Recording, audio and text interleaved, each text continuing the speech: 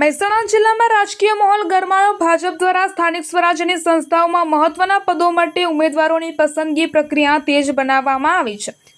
મહેસાણા જિલ્લા ભાજપ કાર્યાલય કમલમ ખાતે આજે મહત્વપૂર્ણ સેન્સ પ્રક્રિયા હાથ ધરવામાં આવી હતી. જિલ્લા પંચાયતના પ્રમુખ, 10 તાલુકા પંચાયતના પ્રમુખ અને 5 નગરપાલિકાઓના પ્રમુખ પદ માટે યોગ્ય ચહેરાઓની પસંદગી માટે નિરીક્ષકો દ્વારા મંતવ્યો લેવામાં આવ્યા છે. પ્રદેશ કક્ષાએથી નિમણૂક પામેલા નિરીક્ષકો વિનોદભાઈ ચાવડા, પલ્લવીબેન ઠાકર અને સુરેશભાઈ મહેસાણા ખાતે પહોંચ્યા હતા અને કાર્યકરો તેમજ દાવેદારોની સેન્સ પ્રક્રિયા શરૂ કરી હતી. આ પ્રક્રિયામાં મહેસાણા મહાનગરપાલિકાના આગામી મેયર માટે પણ ચર્ચાઓ કરવામાં આવી હતી. નિરીક્ષકો દ્વારા તૈયાર કરાયેલા રિપોર્ટ પ્રદેશ પાર્લામેન્ટરી બોર્ડને સોંપવામાં આવશે, જેના આધારે આખરી નામોની જાહેરાત કરવામાં આવશે. મહત્વપૂર્ણ વાત એ છે કે મહેસાણા જિલ્લાના તમામ સ્થાનિક સ્વરાજ્યની સંસ્થાઓમાં ભાજપ પાસે સ્પષ્ટ બહુમતી છે, જેના કારણે પ્રમુખ પદ માટે દાવેદારોમાં ભારે ઉત્સાહ જોવા મળી રહ્યો છે.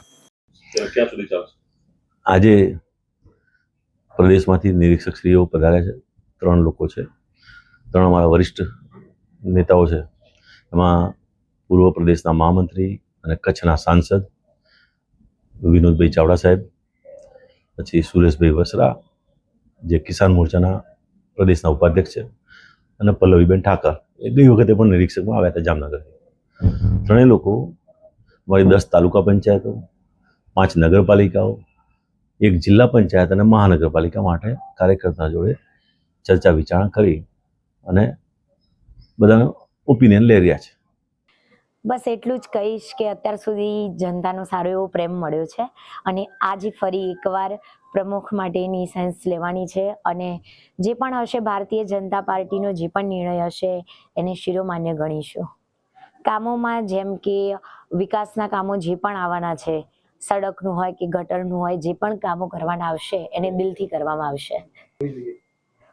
પ્રમુખ મનીષ પછી એટલે હજુ તો ભારતીય જનતા પાર્ટી જે પણ કંઈ નિર્ણય લેશે એને શિરોમાન્ય ગણવામાં આવશે અને જો મારું સિલેક્શન થઈ જશે તો હું પૂરા દિલથી ભારતીય જનતા પાર્ટીના આદેશથી હું કામ કરીશ. બહુ રાત દિવસનો ફરક છે, કેમ કે જે મ્યુઝિક લાઇનમાં છું, જે સિંગર લાઇનમાં છું, એમાં પણ જનતાનો એટલો જ પ્રેમ મળ્યો છે અને આમાં રાજનીતિમાં આવ્યા પછી પણ જનતાનો આટલો જ પ્રેમ મળી રહ્યો છે એટલે વધારે સારું લાગી રહ્યું છે.